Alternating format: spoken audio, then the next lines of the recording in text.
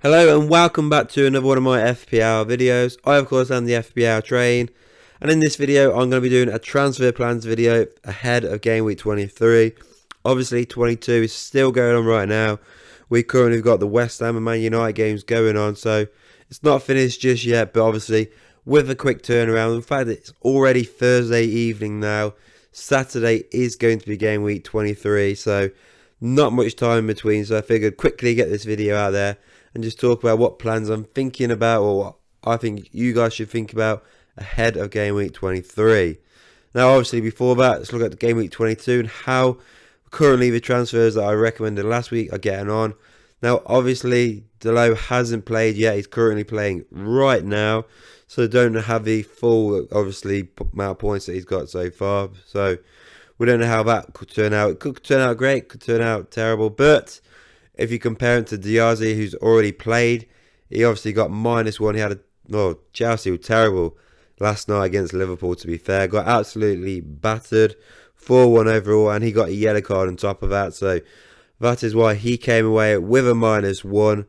So again, a yellow card as well. And he's really frustrating because I do own him myself. But yeah, pretty sure Dele will do a lot better than that. I mean, fingers crossed. So yeah, I think that's a win for that one already, and he's not even played a full 90 minutes yet.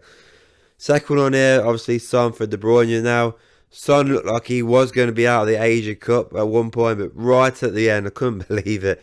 99th minute, they equalised South Korea, and obviously they won on penalties and went through, so Son is still in the Asia Cup.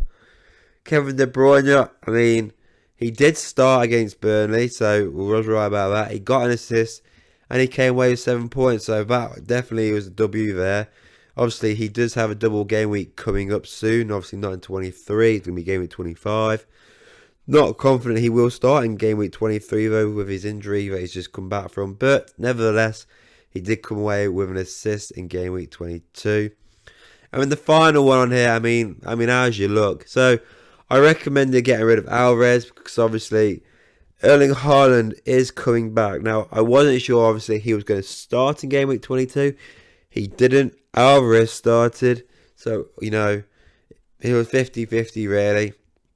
And obviously, Alvarez scored 2 goals against Burnley in the fixture the other night. And that means, obviously, he came away with the bonus points on top of that. So, yeah, he absolutely smashed it, especially when it was his birthday as well. So yeah, I mean, it's unlucky that I recommended going for Tony, who did score. He got 10 points instead of obviously the 13. So Tony got a goal and an assist. Just a bit unfortunate. 3 points difference. But if you look at this one long term wise anyway, I know Tony's got some tougher fixtures coming up obviously, but he does have a double game week. Obviously so does Alvarez, but will Alvarez start those games? Now Erling Haaland is back. He was on the bench, obviously, against Burnley. Came on in about the 70th minute mark, so he got some game time. Can't say Alvarez will start many games going down the road further on, whereas obviously Tony is guaranteed. So, although he did score less points than Alvarez, the fact that it was only for 3 points, I don't think it's actually bad at all. Obviously, if you did make that a straight transfer, you'd be really annoyed, obviously, because you lost out on those 3 points, and you keep thinking, well, maybe if I gave it another week. And obviously, you should have probably waited until Haaland did start his first game, or at least get into the squad first. So, yeah, unfortunate, but I don't think it's too much of an out if you did have Tony in instead of Alvarez this week. I know you've lost out this week, but I do think going forward, Tony will outscore now Alvarez. Obviously, De Bruyne is definitely a W, and I do think Delo will be a W. So, overall, pretty decent week for me, that is, and recommend which players going forward. So yeah, happy with that. So then let's talk about transfers then. So starting us off with a defensive change, obviously. I'm recommending taking out Trent Alexander-Arnold for Poro. Now obviously Trent is pretty much back for Liverpool, so it does look like a stupid idea really if you think about it. But game week 23 is a horrible fixture. It's against Arsenal. Now, obviously, he could get an assist in that game, not going to lie. But, it's a tough fixture. So, the fact that it's at the Emirates as well, I'm thinking maybe leave him out for this week. Maybe take him out your team now. Now, obviously, Conor Bradley as well for Liverpool absolutely smashed it. Obviously, in the last game against Chelsea, but I do think even with that great result he had against them, I think Trent's just going to come straight back in and replace him, I'm afraid. So yeah, but the reason why as well is, so he's got a really tough fixture in 23. He then blanks in 26, and he's going to, I reckon he will blank in game week 29, but obviously FA Cup's got to confirm that first. But yeah, I think he will blank in game weeks 29 as well. So I don't think it's worth having him long term at the minute with the blanks and the fact he's got Arsenal coming up as well.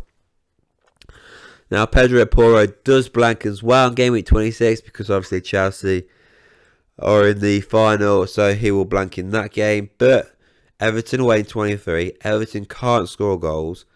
Brighton at home just been battered 4-0 against Luton, so there's a good chance there.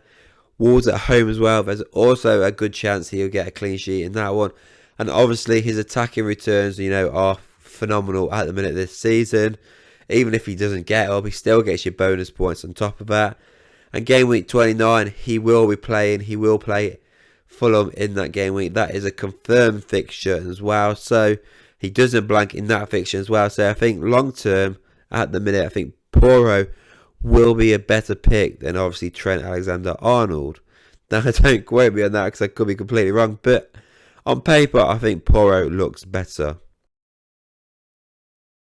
So then onto the midfield change in here, and it's taking out Odegaard and bringing in Gordon. Now, Odegaard, he's still owned by 16.6% of managers in FPL currently right now.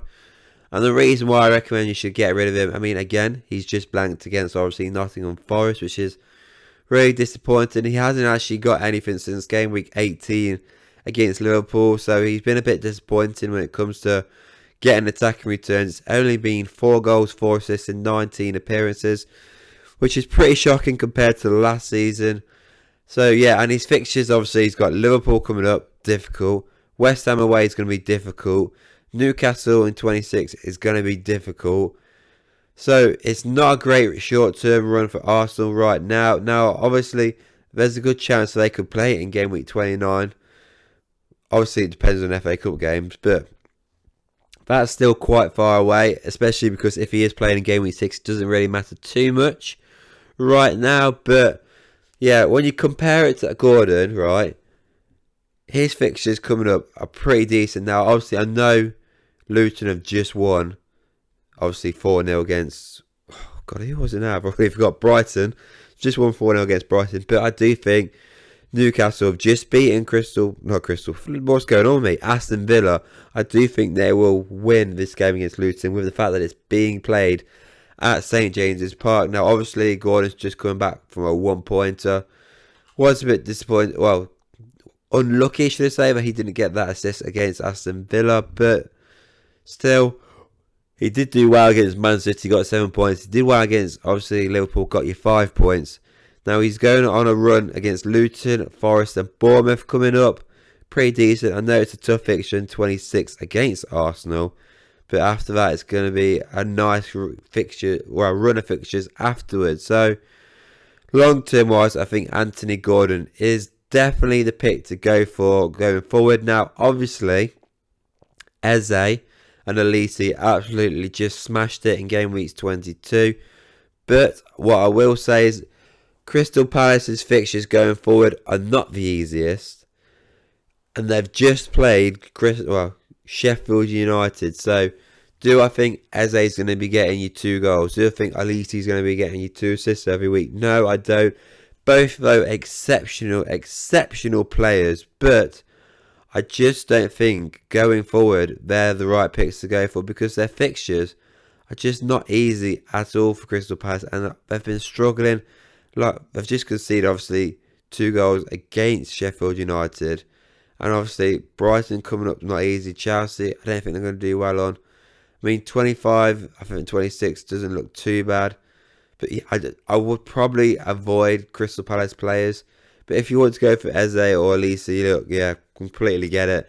Both absolutely smashed it against Sheffield United. But me personally, I would rather go for Anthony Gordon for my pick. So then on to the final transfer I've got on here, and it's taking out Cameron Archer for Højlund.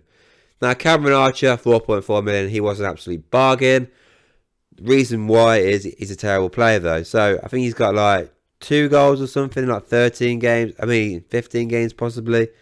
He has been absolutely terrible this season. Obviously, he's playing for a poor side, to be fair to him, but still terrible. So, he's got 3 goals, in 15 appearances, so not great. He was obviously in most people's things, he was 4.4 million and he started, but that has changed.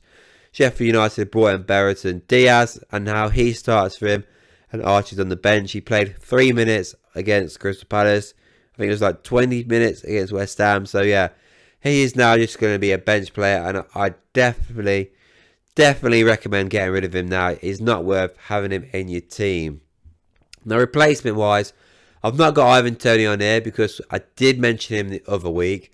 I did say it doesn't matter about the fixtures, he will score goals, and he's proved that again. So yeah, if you want to get Toney in and you haven't got him, I would definitely recommend that, even though his fixtures are difficult. And Erling Haaland, I did also mention recently how I do believe as soon as he's in the squad and comes off the bench, bring him in your team. He's done that against Burnley, and I definitely recommend as well bringing him into your teams. But I'm going to talk about Højlund, somebody different, a differential, somebody I've not mentioned before. Fixtures going forward for Højlund are amazing. He's got West Ham. West Ham is actually quite difficult, really. But it's a green on here. I don't agree with that. I think it should be like a grey fixture for him. But still, obviously, he's got Aston Villa's going to be tough. But Luton, Fulham, Man City will be tough. Everton and possibly Sheffield United, depending on the FA Cup turnout. But yeah, long-term fixtures are pretty decent for him, to be fair.